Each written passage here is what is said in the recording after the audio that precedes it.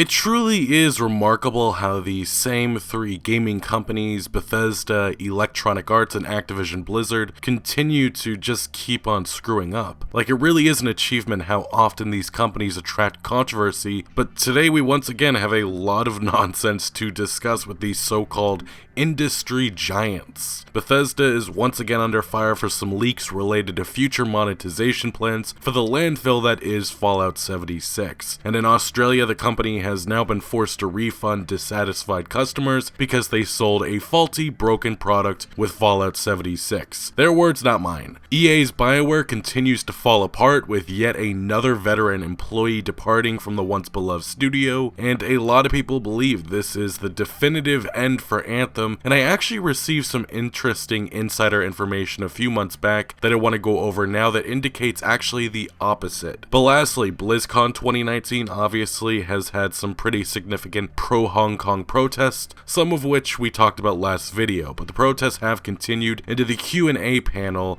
and Blizzard's president has conducted a very interesting interview denying some of the claims that people are making. Although unfortunately J. Allen Brack has contradicted himself, and there's proof. So as I said, a lot to discuss, but if you do go on to enjoy this content and want to show your support for gaming news coverage like this, please consider hitting that like button, subscribing for more, and turning notifications on so you do not miss out on any new videos. Also, go ahead and follow me on Twitter if you haven't already, because I'm usually active over there with my initial reaction to news like this. But nonetheless, we're going to begin with the chaos surrounding this year's BlizzCon. As we went over last video, there's been some protests staged with 3 pro-Hong Kong t-shirts being given out to attendees, and then even attendees dressing as Winnie the Pooh. Overwatch character Mei is being used as a symbol for freedom, chants are calling out Blizzard, and Hong Kong flags are being raised. This again is all happening because of how Activision Blizzard chose to punish a pro-Hearthstone player Blitz Chung for saying in a post-game interview, "Liberate Hong Kong, revolution of our age." That led to a 1-year ban and all prize money being taken away, and also the 2 casters interviewing him being fired. That punishment would later be reduced, but it's too little too late, and many including myself do not believe a punishment is warranted, and this all appears to be an effort to appease the oppressive Chinese government, which, I mean, they get a lot of money from China. Well anyway, during the World of Warcraft WoW Q&A panel at BlizzCon, there was a little outburst that occurred. Free Hong Kong. Revolution of our times. Sounds good to me. Hey there! My name's Laurentium. So anyway, the identity of the mysterious jailer being unknown and somewhat a new figure in Warcraft LoW, is there a possibility that there could be a character we know is connected? You got a question, mate? Yeah. Free Hong Kong. Sounds good. All right, Thank you. Thank you. Now, I do have to admit that Blizzard staff handled it as best as they could, and for those wondering why nobody else stood up and joined in, well, I believe a BlizzCon ticket is over $200, and these are the biggest of Blizzard fans, who for the most part could care less about anything other than the games, which at this year's event, Blizzard obviously came out with some huge announcements, with Overwatch 2 and Diablo 4, likely to try and drown out the lingering anger from last year's event with the whole Diablo Immortal mobile game fiasco, and of course this ongoing Hong Kong and China debacle. But beyond just this BlizzCon Q&A panel, Blizzard's president J. Allen Brack has responded again. And I'm not referring to his weak non-apology that came during the opening ceremony, but he has conducted an interview with PC Gamer going over a lot of the questions that we have, and unfortunately I'm gonna say his answers aren't going to make a lot of people happy. So to the start of this interview, PC Gamer pretty much says, actions do in fact speak louder than words.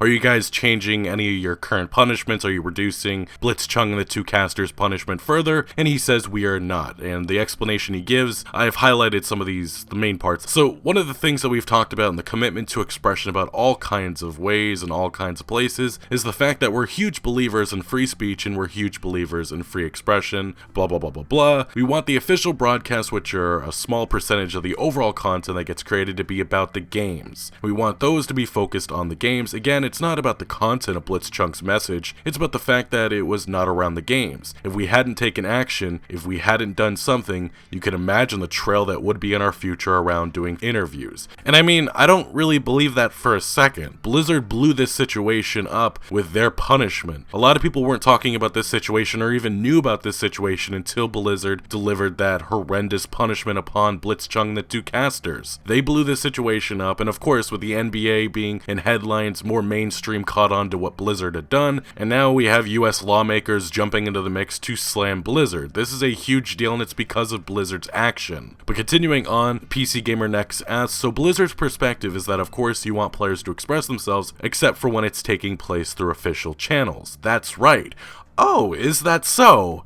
Well, here's something that's very interesting. This is a report coming from VG247. I believe this is today. Overwatch League coach told to delete Hong Kong tweet. And this is what he said. While I recognize the right that Blizzard has to enforce the rules and standards on competitors such as Blitzchung, I condemn the censorship and severity of consequences brought against an individual who is campaigning for a human rights social movement. This delete was tweeted soon after, and the Daily Morning News is confirming that he was directed by Blizzard to remove the critical tweet. Isn't that very interesting? And it contradicts exactly what J. Allen Brack is trying to claim. But let's keep on going. He next goes over the two casters and pretty much asks what are the protocols for how they should handle stuff. And he says what we considered with them was that they were hired by Blizzard to do a job, and in this case that job is to keep the broadcast focused on what is needed to be focused on, which is the games, the winners, and the stories coming out there. They were not successful in their jobs, that's how he made that decision on that. And for what it's worth, one of the broadcasters, whose name's Tommy, he actually responded to BlizzCon 2019, the opening ceremony, where J. Allen Brack said, I hope it's clear how committed we are to everyone's right to express themselves in all kinds of ways and all kinds of places. And what he said to that comment, and also something coming from Hearthstone Pro, amazing. This is precisely what I did as a caster on that day, and then I got fired. But moving along, this is to the last part of this interview, and this is going over that very infamous statement coming from Chinese social media, Weibo, I believe that's what it's called, and this is what Blizzard responds with, or J. Allen Brack says about that comment. Blizzard is not legally allowed to operate or to publish games in China. You must have a partner. We've discussed this. I believe my first video on the situation I mentioned that. That is the regulation, that is law. NetEase is our partner. NetEase is not a government agency. Well, let's be honest, a lot of these companies are very closely aligned with the Chinese government. NetEase is a company, they are the publisher. One of the things that has kind of come up around this is the Blizzard Weibo post and the text around that. We are not legally allowed to operate those channels. We are not legally allowed to contribute. That is NetEase's decision. They are the publisher in China. Was NetEase in conversation around this issue? They were certainly, and let's be honest, we know NetEase's position no matter what, and they had to have definitely had an influence over Blizzard's reaction, which, I mean, they came down hard on Blitzchung and the two casters, and they only reduced it because of the reaction from, I mean, everywhere. Mainstream media was attacking Blizzard for what they chose to do. But this moves to the last question and answer I'm going to go over. PC Gamer says, so the Weibo post that talked about defending the pride of China was written by NetEase. Correct. We did not authorize it. We did not approve it. We would not have approved it had they asked. And honestly, you can believe that if you want to. I personally do not believe it. Actions do in fact speak louder than words. And so far, I don't believe what Blizzard's trying to say. And I get that J. Allen Brack is he wants to play both sides, but that's not how this is going to be. And I know some people are asking what's the right punishment that Blizzard should have delivered, and there should have been no punishment to begin with. If Blizzard wants to make it about the games, that's fine. But I mean, if somebody comes up and says free Hong Kong, I just don't see how that deserves a 6-month or a 1-year punishment, prize money being taken away, and people losing their jobs. I find that ridiculous, and I do believe that there was a motive behind that punishment. And Blizzard trying to say that they just don't like the divisive tone of that, that's ridiculous. That's actually what they said. They said that what Blitzchung was chanting was divisive. Okay, that's one way of putting somebody standing up for human rights, but honestly, I find it ridiculous, and I don't believe what Blizzard is trying to say. That's where I'm going to stand with that. But let's move on to the next part, which is Bethesda. And speaking of Todd Vanderlyn, yes, we're going to call Todd Howard Todd Vanderlyn. I like that. And his Fallout 76, which has thus far just been a train wreck. Beyond a train wreck, I've been saying, it can't even be a dumpster fire anymore. It is a landfill, and it just continues to get worse. And leakers are actually now indicating that Bethesda is moving forward with Fallout first and already planning out new content. We have this one leaker who took to the Fallout 76 subreddit saying, saying, this is a list of everything currently marked as Fallout First in the game's files. The Ranger stuff all says included with membership in Fallout First, whereas the paints say this offer is exclusive to Fallout First members. So my assumption is the paints you will be able to buy as a Fallout First member in the future, whereas the other Ranger stuff will probably be monthly for subscribing. So yes, Bethesda is already planning out future content for Fallout First, and there's already pictures and proof, and they are getting ready, and they're pushing forward with this because they don't care. They knew they were going to get backlash for their $100 subscription service, but they don't care because it's all about the money. It really is unfortunate what has happened to this once beloved company, and I believe we keep saying that about all these companies, Blizzard, BioWare, and Bethesda, the three companies that we're talking about in this video. It really is so sad what has happened to all three of them. But moving to another leak, and this kind of just reaffirms that previous leak we just went over, but MMOG Fails. Now, this is an individual that leaked a lot of stuff on Anthem correctly earlier this year, and now we have some Fallout 76 tidbits that are being leaked by them. And this is what they're reporting. The goal of Fallout First was to ensure that all future development for Fallout 76 is self-sufficient. What that means is that Bethesda will be using the money it gets from Fallout First to fund all future content updates, fixes for Fallout 76. The game isn't making money. We all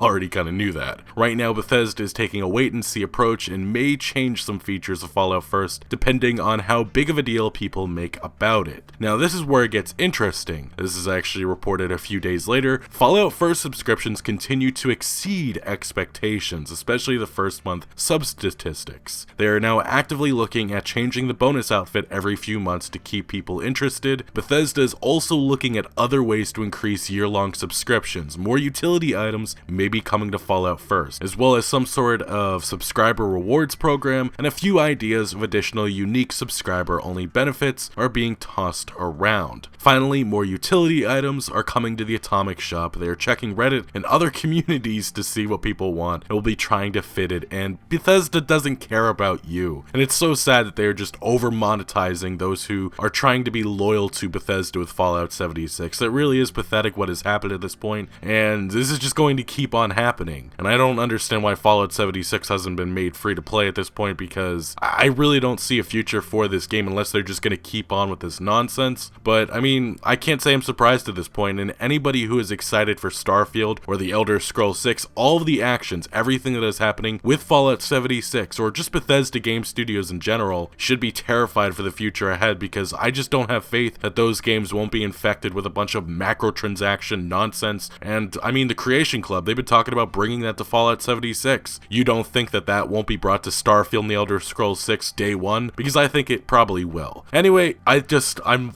disgusted by all of this greed with Bethesda and what they have turned into, but at this point, with all of the crap that just keeps on happening, none of it is surprising anymore. It's just disappointing, and I get a lot of people in the comments are like, are you surprised by this? And no, I am not. I'm frustrated. One of the best developers 10 years ago has turned into such a giant turd. Yes, a giant turd. And they continue to make Fallout 76 just a disgusting, greedy mess that really should have never existed in the first place. And people, go play The Outer Worlds. Such a delightful game. Such a delightful game. But there is one more thing with Fallout 76 we need to go over, and this is a big decision coming from Australia and their Australian Competition Consumer Commission. They have ruled that ZeniMax is to refund consumers for Fallout 76. The ACCC has accepted a court-enforceable undertaking from Bethesda. The ACC received complaints that ZeniMax representatives told consumers that they were not entitled to a refund after they had experienced a variety of faults with the Fallout 76 game, including in some cases problems with the servers, lagging graphic and visual problems. ZeniMax has acknowledged that they are likely to have misled certain Australian consumers about their rights to a refund when they experienced faults with their Fallout 76 game, the commissioner of the ACCC said. ZeniMax will offer to provide refunds to consumers who contacted them between November 24th, 2018 and June 1st, 2019 to request a refund and have not already received ones. When a consumer buys a product, it comes with automatic consumer guarantees, and retailers must ensure their refunds and return policies do not misrepresent the Australian consumer law. When a consumer has purchased a product that has fault which amounts to a major failure, the Australian consumer law provides them with the right to ask for their choice of either a repair, replacement, or refund. And ZeniMax is going all along with this, and they have a pretty pretty much admitted that they lied about their refund policy for Fallout 76. That was a big thing months ago. You remember that there was a US law firm, Migliaccio and Rathod, that started investigating Bethesda for deceptive trade practices. There's a lot of outrage over Bethesda's very interesting refund policy, which some found that if it went to court, it was not enforceable. But essentially, Bethesda's refund policy, as I remember it was if you download the game, you have no chance for a refund. And for many countries, that's not how it works. So this decision coming from Australia, maybe not too surprising, but it is a win for those who have been upset and disappointed by Fallout 76. But finally, we move on to the last part of this video, and this is a big BioWare employee quitting. Yes, the head of live services at BioWare, Chad Robertson, the guy who's been kind of leading the show, is now leaving the company. He took to Twitter saying a few days ago, "This is my last week with BioWare. I've been with the company for 14 years, and I am grateful for everything I've been a part of here. Star Wars, The Old Republic, Anthem, and the Austin studio, and BioWare are in good hands. You can expect great things ahead. I join as a fan now and look forward to playing BioWare games for years to come. I'm very excited about the next step of my journey in the gaming industry and look forward to sharing that soon." So yes, it was just a few months ago when Ben Irving, the lead developer on Anthem, left the game, and now Chad Robertson, kind of the leader at BioWare, is gone. Now, Casey Hudson is the guy who's leading the show right now, and I know a lot of people are thinking that BioWare's about to be dead, they're going out the door, and they're probably going to get closed down by Electronic Arts, and I'm not too sure about that. Because there have been some rumors, or at least Electronic Arts just fueled rumors, that we're going to see some big remasters coming soon, which may be the Mass Effect trilogy, and you better believe those games will sell like hotcakes. And I do think that BioWare is going to stick around. Will one of the studios end up being shut down, maybe Austin? That could eventually happen, but there is a road ahead apparently for Anthem. This is something that I made a video about Anthem a few months ago, back in August, and I said that the game was pretty much doomed, and I received some insider information from a source closely connected to BioWare Austin, I should say in particular, and they pretty much told me that Anthem is right now going dark, pulling a No Man's Sky, and apparently, at least this was the plan as of like August or September, there was supposed to be a big relaunch of sorts coming in early 2020. The game is apparently going to be completely overhauled. What that's going to look like, I don't know, but Casey Hudson has signed off on all of this, and right now Electronic Arts is backing what BioWare's vision is for Anthem. Additionally, it's been said that BioWare Edmonton was the problem, and Austin has taken over the majority of development, and they are now moving along. But I did reach out to a second source that I know from Electronic Arts, and take all of this with a grain of salt. This is a couple months old information, but that individual sounded much more skeptical on the future of Anthem. They did acknowledge that there are some future plans ahead, but it sounded like EA's leadership is nearly ready to pull the plug, and I really can't blame them. I mean, if you look at Anthem's viewership and the amount of players, I don't like calling games dead, but it's pretty much in the grave. I mean, on Twitch, the game's averaging like 5 to 10 viewers. That's horrible. And then, I mean, now you have to acknowledge that lead developers keep on leaving. Ben Irving left in, August, and now Chad Robertson, the head of live services, is gone. This is not looking good for the future of BioWare, and you have to believe that Electronic Arts is watching this with an eye and thinking, maybe we should pull the money and resources and just concentrate on remasters and Dragon Age 4. But for now, it looks like this is Casey Hudson's baby. He wants this to succeed, and I guess we have to wait until early 2020 to see what happens and see if, I guess, Anthem could have some sort of comeback. But personally, in my opinion, I just don't see how you bring people back to this game. Everybody's moved on. Unless there's some drastic changes made and this game goes free to play, I don't really see a future ahead. But hey, that's just my personal perspective, and take all of this with a grain of salt, because game development changes every single day, and my information is a little outdated, a couple months, and I don't know what has happened since, and with more developers, more leads leaving, it seems like BioWare is in trouble. But let's be honest, all three of the gaming companies that we talked today are in trouble. Bethesda Game Studios, Activision Blizzard, and Electronic Arts is BioWare. They just seem to not be able to get away from the spotlight, or the negative spotlight, I should say. But I mean, that's how it's been for the last year and a half. These companies just have been embroiled in controversy, debacles, and a lot more. But let me know what you guys think about all of the stuff that we discussed today. Do you think Activision Blizzard is going to finally be able to move on from this Hong Kong situation? Do you think Bethesda is going to continue to be greedy with Fallout 76? And do you think BioWare actually has a future for Anthem? Let me know your thoughts down in the comment section below, but thank you for watching. Make sure to leave a like if you did enjoy this video or found any informative value, and make sure to follow my other social media accounts for updates on new videos. Links are always down in the description below. I'm most active on Twitter, giving opinions on news that I do not always get into video form, so do make sure to follow me over there. Also check out my Discord for all sorts of discussion on games, and again, thank you for joining. Consider subscribing for more videos like this, and I'll see you later.